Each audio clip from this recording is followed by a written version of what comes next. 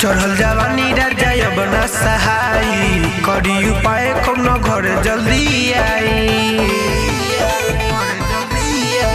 चढ़ल जवानी राजा अब न सहाई करी उपाय कौन घर जल्दी आई।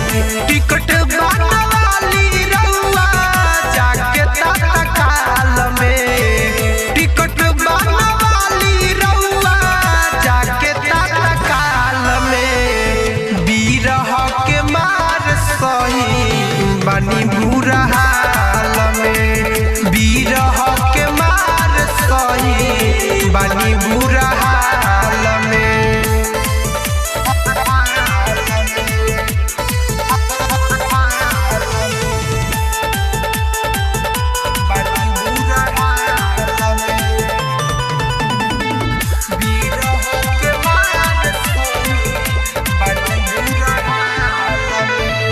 फोन पर सोया हो असरा धरइला कोइनी इंतजार के तनो तबो नाही आइला।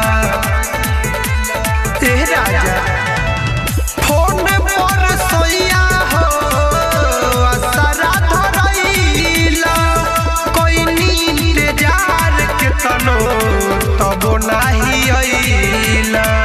दीहनी फसाई रउआ हमारा के जाल में, दीहनी फसाई रउआ हमारा के जाल में। बीरह के मार सही बनी बुरा हाल में, बीरह के मार सही बनी बुरा हाल में।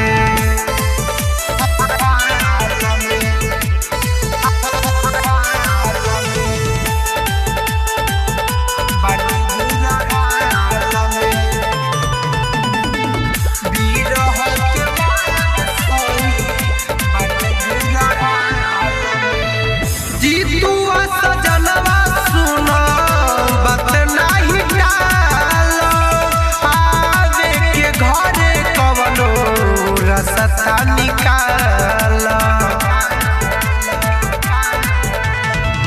जीतुआ सजनवा सुनो बात नाही टाल, आवे के घरे कवनो रसता निकाल।